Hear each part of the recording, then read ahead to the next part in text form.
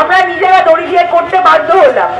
আমরা কি করলাম, রাতের বেলা বৃষ্টি হলো, বৃষ্টির জল অনশনকারীদের মাথায় পড়লো, তাদের বিছানা ভিজলো, তবু এই সরকারের কিন্তু কোনো রকমের টনক নড়লো না। আমরা এটাও দেখলাম, আজকে সিনিয়র ডাক্তাররা প্রতীকী অনশনে বসেছেন। এখানে অনেকে যারা ভলেন্টিয়ার আছেন, যারা জুনিয়র ডাক্তার আছেন, যারা মিছিলে পা মিলিয়েছেন, অনেকে প্রতীকী অনশনে থেকেই সকালবেলা নিজের ডিউটিরত অবস্থায় প্রতীকী অনশন করে তারা ডিউটি করেছেন, তারা ক্লাস করেছেন, তারা ক্লাস নিয়েছেন, তারা মিছিলে হেঁটেছেন, তারা কিন্তু তাদের তরফ থেকে প্রতিবাদটা জারি রেখেছেন। আমরা তারপরেও দেখছি ওনারা তাদের তরফ থেকে হামলা নামাচ্ছেন, থ্রেট নামাচ্ছেন, চৌকি তুলে নিয়ে চলে যাচ্ছেন, বাসের ভ্যানকে দখল করে নিচ্ছেন, থানায় আটকে রাখছেন, কিন্তু প্রতিবাদ জারি থাকছে। প্রতিদিনের অ্যাড বেরোচ্ছে, পুজোয় অ্যাড বেরোচ্ছে, তোমার আমার একটাই সব, পারফেক্ট পুজো অ্যাকশন। পারফেক্ট পুজো হচ্ছে না। যতদিন এই আন্দোলন চলছে, যতদিন আমরা রাস্তায় থাকবো, অভয়ের ন্যায় বিচার যতদিন না আদায় হচ্ছে, আমরা উৎসবে ফিরছি না। আজকের মহামিছিল, আজকের কর্মসূচি, এই 72 ঘন্টার আমরণ অনশন আন্দোলন জানিয়ে দেয় যে অভয়ের ন্যায় বিচার, এই সমাজকে শোধরানো, এই সমাজকে নারী, ধর্ম, লিঙ্গ নির্বিশেষে সাফাই করা, সবার জন্য সুরক্ষিত করার দায় আজকে সাধারণ মানুষ নিয়েছে, আজকে জুনিয়র ডাক্তাররা নিয়েছেন, সমস্ত ধরনের কাজের মানুষ নিয়েছেন। ঘরে, বাইরে, অফিসে, রাস্তায়, কাজের জায়গায়, সব জায়গায় নারীদের প্রশ্নকে, লিঙ্গ ধর্ম নির্বিশেষে সবার সুরক্ষার প্রশ্নকে আদায় করে আনার জন্য সবাই রাস্তায় নেমেছেন, সবাই রাস্তায় থাকবেন, এবং যতদিন না তা করে যায় এই আন্দোলন চলছে।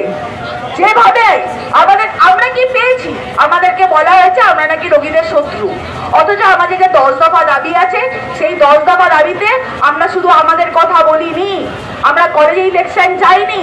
কেন কলকাতায় বারবার রোগীদেরকে ছুটে আসতে হবে একটা সামান্য চিকিৎসার জন্য, যেখানে প্রত্যেকটি ডিস্ট্রিক্ট হাসপাতালকে মেডিকেল কলেজ করে দেওয়া হচ্ছে, যেখানে রাতের পর রাত রাতারাতি বড় বড় বিল্ডিং উঠে যাচ্ছে, সেখানে কেন প্রত্যেকটি রোগীকে কলকাতা মুখী হতে হবে একটা সামান্য চিকিৎসার জন্য?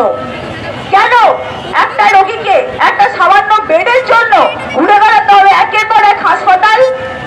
বলতে পারেন কেন বারংবার যখন এই ঘটনাগুলি ঘটবে, যখন রোগী মৃত্যুর ঘটনা ঘটবে, আমার আপনার সাধারণ মানুষকে একটা চিকিৎসার জন্য সরকারি হাসপাতালে হত্যা দিয়ে পড়ে থাকতে হবে? কেন তাদেরকে ওপিডিতে দিনের পর দিন লাইন দিয়ে থাকতে হবে? কেন একটা বেডের জন্য এক জায়গা থেকে অন্য জায়গায় রেফার হতে হবে? কেন একটা সেন্ট্রালাইজড বেড রেফারেল সিস্টেম সম্ভব নয়? কেন প্রত্যেকটা হাসপাতালের ডাক্তার থেকে শুরু করে, নার্স থেকে শুরু করে সমস্ত স্বাস্থ্যকর্মীদের রিক্রুটমেন্ট সম্ভব নয়? কোথায় বাধে এটা করতে? স্পষ্টতই বোঝা যায় এই সরকারের কোন রকম কোনো সদিচ্ছা নেই। এই সরকারের সদিচ্ছা নেই স্বাস্থ্য ব্যবস্থাকে চালানোর, এই সরকারের সদিচ্ছা নেই সুরক্ষা দেওয়ার, এই সরকারের সাধারণ মানুষ নিয়ে কোন রকম কোনো সদিচ্ছা নেই। আমরা সেই জায়গা থেকে বাধ্য করেছি সদর্থক ভূমিকা নিতে। স্বাস্থ্য অভিযান আজকে ধর্মতলায় আমরণ অনশন আন্দোলন বাধ্য করেছে তাদেরকে ভূমিকা নিতে, নাগরিক সমাজ বাধ্য করেছে তাদেরকে সদর্থক ভূমিকা নিতে। এটাই আমাদের আন্দোলনের জোর। গত 3 দিন ধরে নানা সাধারণ মানুষ এখানে এসছেন, আমাদের হাত ধরে বলেছেন যে তোমরা এটা কেন করলে। আমরা বারংবার বলেছি আর কি করার ছিল, আর কি করার ছিল আমাদের। আমরা মিছিল করেছি, আমরা সুপ্রিম কোর্টে গেছি, আমরা হাইকোর্টে গেছি, আমরা যেখানে যেখানে যাওয়া সেখানে গেছি। মাননীয় মুখ্যমন্ত্রী যখন আমাদের সঙ্গে মিটিং করতে ডেকেছেন, আমরা সঙ্গে সঙ্গে ছুটে গেছি, সেখান থেকে ফেরত এসছি, বৃষ্টি মাথায় নিয়ে ফেরত এসছি, তবু তারপরে তাকে আমরা গেছি, কোন রকম শর্ত ছাড়াই আমরা মিটিং করেছি। মিটিং এর মাইনিউটস নিয়ে, শুধুমাত্র মিটিং এর মাইনিউটস নিয়ে বেরিয়ে আসবো এই শর্তেই আমরা মিটিং করেছি। তারপরেও আমরা দেখেছি কোন রকম কাজের কাজ আজ হয়নি। অভয়ের ন্যায় বিচারের প্রশ্নে আর একটি অভয় যাতে না ঘটে সেই প্রশ্নে কোন রকম কোন সদিচ্ছা, কোন রকম কোন সদর্থক ভূমিকা এই সরকার, এই প্রশাসন নেয়নি। আজকে তাই 60 দিন পরে আমরা রাস্তায়।